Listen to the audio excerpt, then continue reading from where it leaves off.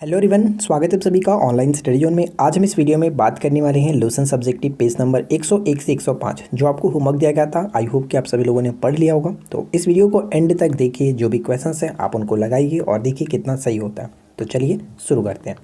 देखिए first question है कि संतोपत हिमानी से किसका उद्गम होता है। संतोपत हिमानी से किसका उद्गम होता है, तो यहाँ पे करेक्ट आंसर बनेगा अलकनंदा। ऑप्शन ए को टिक करेंगे, अलकनंदा राइट आंसर हो जाएगा। नेक्स्ट क्वेश्चन की चेमयुंगडुंग हिमानी से कौन सी नदी निकलती है। चेमयुंगडुंग हिमानी से कौन सी नदी निकलती है, तो ब्रह्मपुत्र नदी का उद्गम होता है, सी को टिक करेंगे। और अगर हम इसके संबंध में कुछ और पॉइंट्स बात करें तो जैसे आपको पता होगा कि यह हिमानी जो मानसरोवर झील के दक्षिण पूर्व में लगभग 80 किलोमीटर दूरी पर स्थित है। और ब्रह्मपुत्र नदी को तिब्बत में सांगपो के नाम से जाना जाता है, अरुणाचल प्रदेश में इसको दिहांग के नाम से जानते हैं, जबकि असम में ये ब्रह्मपुत्र के नाम से जानी जाती है। ठीक है, आगे बढ़ते हैं। नेक्स्ट क्वेश्चन की निम्न में से कौन ब्रह्मपुत्र की सहायक नदी नहीं है। ध्यान दीजिएगा, कौन नहीं है, क्या बनेगा राइट आंसर। एक्चुअली यहाँ पे नहीं होना चाहिए, ये नहीं होगा। कौन सी सहायक नदी है, क्योंकि according two options Dibang, Kameng, Lohit और मानस ये चारों के चारों इसी की नदियाँ हैं। तो राइट आंसर बनेगा ऑप्शन डी। ठीक है, ब्रह्मपुत्र नदी की सहायक नदी कौन कौन सी है, तो दिबांग, कामेंग, लोहित, मानस, तो ये सभी के सभी है, इसे याद रखना है, डी को टिक करेंगे। चुलिया जलप्रपात किस नदी पर स्थित है। चुलिया जलप्रपात किस नदी पर स्थित है, राजस्थान में है, चंबल नदी पर। ऑप्शन सी, चंबल नदी पर ये बनाया गया। अगला क्वेश्चन, भारत और पाकिस्तान के बीच सिंधु जल समझौता किस वर्ष में हुआ था। भारत और पाकिस्तान के बीच सिंधु जल समझौता किस वर्ष में हुआ था, तो ये हुआ था 1960 में। ठीक है, 1960 में, इसे याद रखना है। अगला प्रश्न है, निम्नलिखित कथनों पर विचार करें। तो यहाँ पे देखिए 2 पॉइंट्स दिया गया, दोनों को पढ़ेंगे, कौन सा कथन सही है। पहला पॉइंट्स की बराक नदी मणिपुर हिल के माउंट जानपो से निकलती है, बिल्कुल सही। बराक नदी भारत के असम, मणिपुर और मिजोरम राज्य में बहते हुए बांग्लादेश में जाकर के प्रवाहित होती है।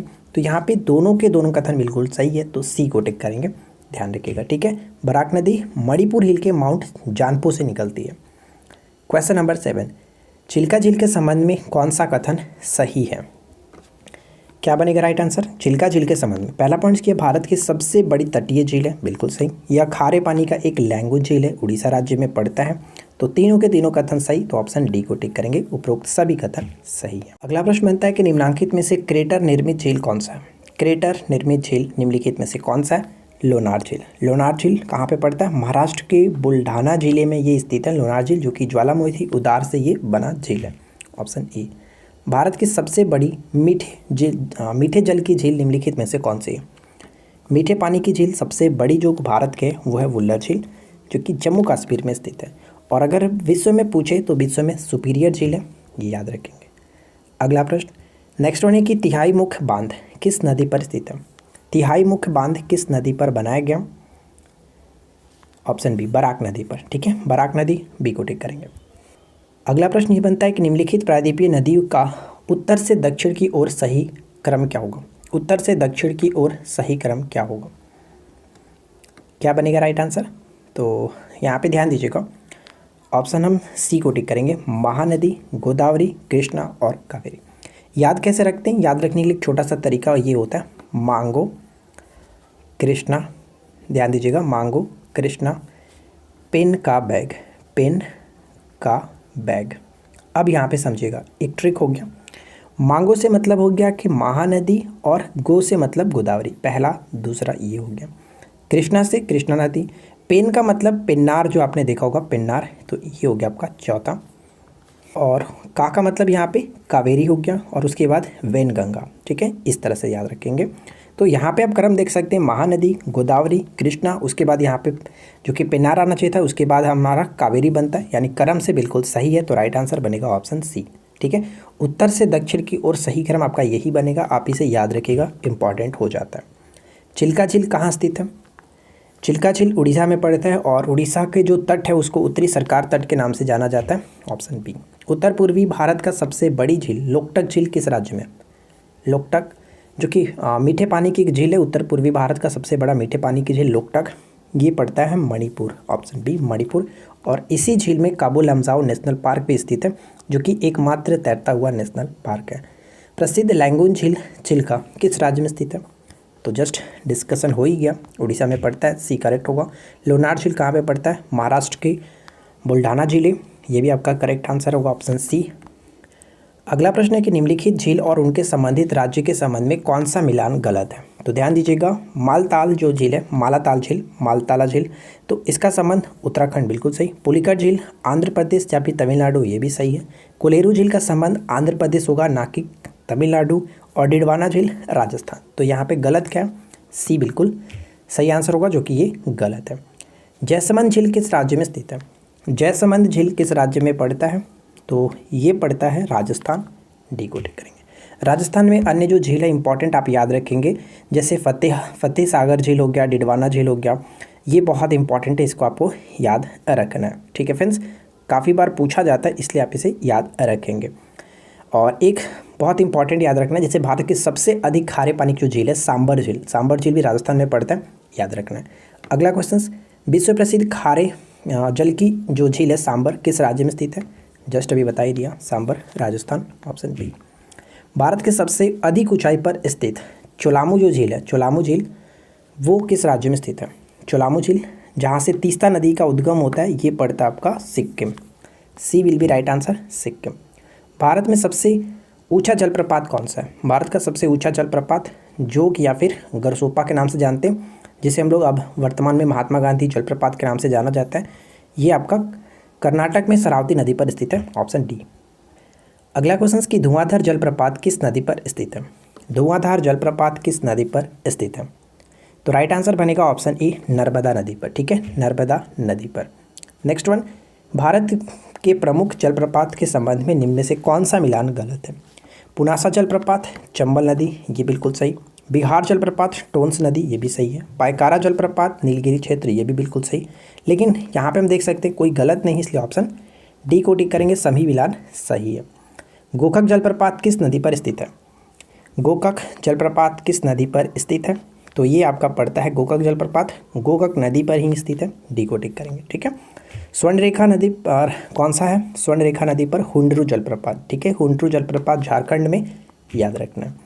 दक्षिण पश्चिम मानसून कब तक पूरे देश में सक्रिय हो जाता है? दक्षिण पश्चिम मानसून कब तक पूरे देश में सक्रिय हो जाता है? वो डेट है 15 जुलाई तक, 15 जुलाई, ऑप्शन डी। नेक्स्ट वन है कि भारतीय जलवायु को मानसून के अलावे प्रभावित करने वाले जो प्रमुख कारक हैं निम्न में से कौन से हैं?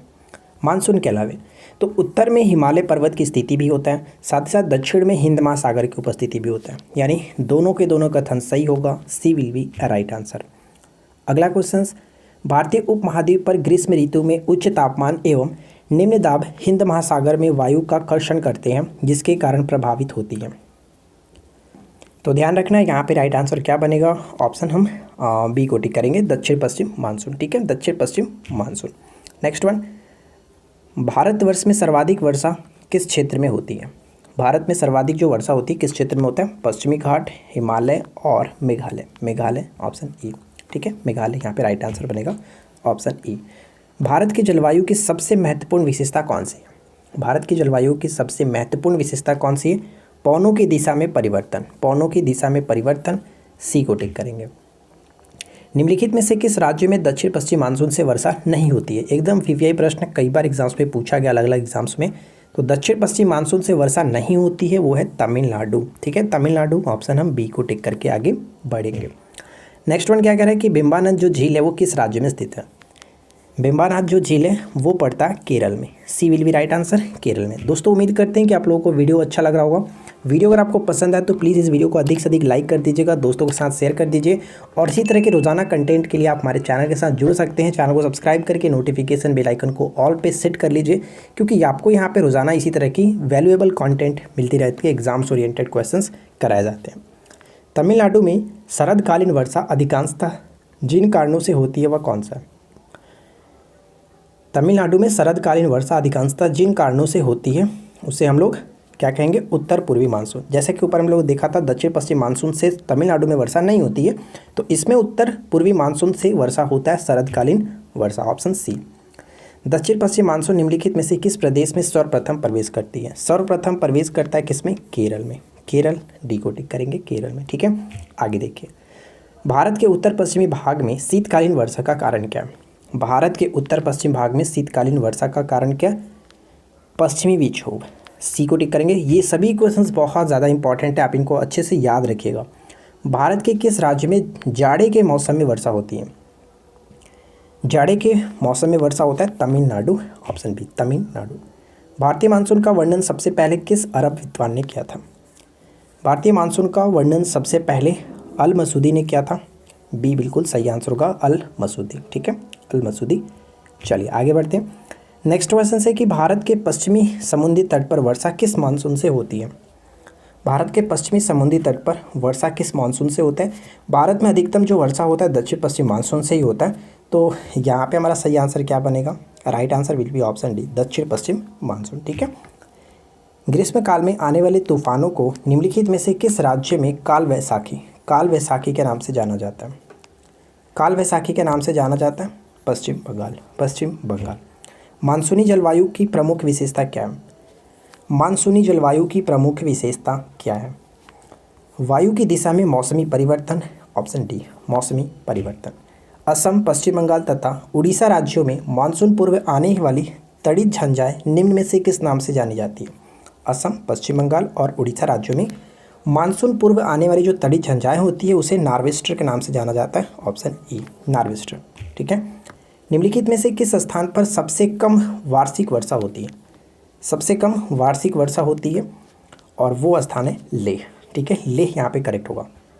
अगला प्रश्न, जम्मू कश्मीर में होने वाली शीतकालीन वर्षा का कारण कौन सा है? जम्मू कश्मीर में होने वाली शीतकालीन वर्षा का कारण कौन सा है? तो करेक्ट आंसर होगा पश्चिमी विक्षोभ। ठीक है, पश्चिमी विक्षोभ, ऑप्शन हम बी को टिक करेंगे। भारत के मैदान में मृदा की उर्वरता के बने रहने का कारण क्या है? गंगा के मैदान में मृदा की उर्वरता के बने रहने का कारण क्या होता है? तो वार्षिक बाढ़ एवं नवीन जलोढ़ मिट्टी का जमाव, ऑप्शन डी।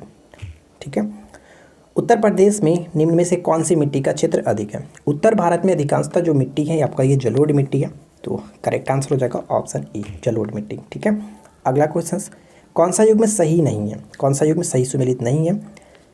देखिए, कॉप मिट्टी उत्तर प्रदेश, काली मिट्टी महाराष्ट्र, बिल्कुल सही। लाल और पीली मिट्टी का संबंध तमिलनाडु, लेकिन लेटराइट मिट्टी उत्तर भारत में नहीं मिलता है, ये आपका दक्षिण भारत में मिलता है, जैसे हो गया तमिलनाडु, हो गया कर्नाटक, केरल, इन सभी क्षेत्रों में देखने को मिलता रहता है। तो लेटराइट का संबंध पंजाब के साथ ये गलत है, तो डी को टिक करके आगे बढ़ेंगे। ठीक है, अगला क्वेश्चन, टेरा रोसा मृदा से निम्नलिखित में से कौन सी फसल संबंधित है? टेरा रोसा मृदा से कौन सी फसल संबंधित है? तो कॉफ़ी, ऑप्शन बी। कॉफ़ी का उत्पादन सबसे अधिक कहाँ पे होता है? कर्नाटक में। नेक्स्ट वन की लेटराइट मिट्टी से निम्नलिखित में से कौन सी फसल संबंधित है? लेटराइट मिट्टी से बागवानी फसलें संबंधित हैं, सी को टिक करेंगे बागवानी। क्लियर, अगला क्वेश्चन, भारत में काली कपासी मृदा के निर्माण में सहायक सेल कौन सा है? तो बेसाल्ट चट्टानों के टूटने से ये आपका बनता है काली कपासी मिट्टी, यानी ऑप्शन बी होगा। तो देखिए, गुजरात प्रदेश अधिकांशतः आच्छादित है किस प्रकार की मिट्टी से? तो गुजरात हो गया, महाराष्ट्र हो गया, इसमें आपको अधिकतर काली मिट्टी देखने को मिलता है, तो राइट आंसर यहाँ पे बनेगा ऑप्शन ई। ठीक है, निम्नलिखित में से किस राज्य में सामान्यतः लेटराइट मिट्टी का विस्तार पाया जाता है?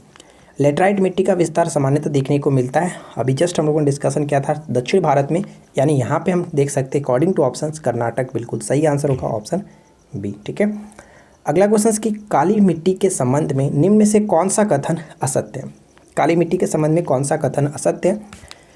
तो काली मिट्टी कपास की वृद्धि के लिए आदर्श होती है, हमें आर्द्रता को अधिक समय तक धारण करने की जो कि क्षमता होती है इसमें, और सूखने पर काली मिट्टी दरारें पड़ जाती हैं और इसकी जुताई अधिक करनी पड़ती है। ये पॉइंट गलत है, इसकी जुताई जो कि ज़्यादातर नहीं करनी पड़ती है, ये पॉइंट इसके अंदर गलत कह रहा है, तो डी यहाँ पे जो कि ऑप्शन सही होगा, ये पॉइंट्स गलत है। अगला क्वेश्चन कि निम्नलिखित में से किस क्षेत्र को भारत का चावल का कटोरा कहा जाता है? किस क्षेत्र को भारत के चावल का कटोरा कहा जाता है? कृष्णा गोदावरी डेल्टा को, ऑप्शन सी। भारत में गेहूं के प्रथम 3 बड़े उत्पादक राज्य कौन से हैं? प्रथम 3 उत्पादक बड़े जो राज्य हैं उत्तर प्रदेश, पंजाब और हरियाणा, ऑप्शन ई यहाँ पे करेक्ट होगा, उत्तर प्रदेश, पंजाब और हरियाणा।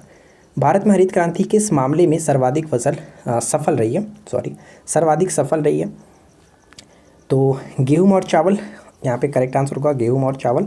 हरित क्रांति की शुरुआत भारत में किसे माना जाता है?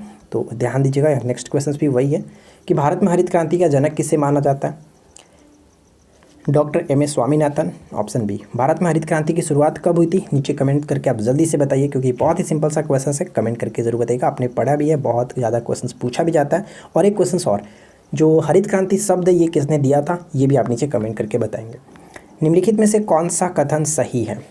पहला पॉइंट कि तिलहनी प्रौद्योगिकी मिशन की शुरुआत 1986 में हुआ था। सबसे उच्च कोटि का जो कहवा है, कहवा नहीं कहवा है, अरेबिका होता है, ये भी सही है। भारत में चाय की खेती 1840 में असम की ब्रह्मपुत्र घाटी में प्रारंभ हुई थी, ये भी सही है। तो यहाँ पे सही आंसर हो जाएगा ऑप्शन डी, सभी के सभी कथन बिल्कुल सही है।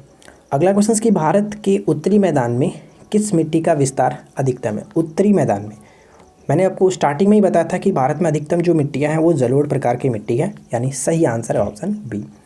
आज के इस वीडियो का आखिरी क्वेश्चन है और आशा करती हैं कि आप लोगों को ये वीडियो पसंद आएगा और वीडियो को आपने लाइक ज़रूर कर दिया होगा। नहीं किया तो यार एक लाइक तो कर सकते हैं, और साथ ही साथ सब्सक्राइब कर लीजिएगा, और कम से कम अपने 5 दोस्तों के पास ज़रूर शेयर करें। ग्रुप है आपके पास तो ग्रुप में ज़रूर शेयर करें।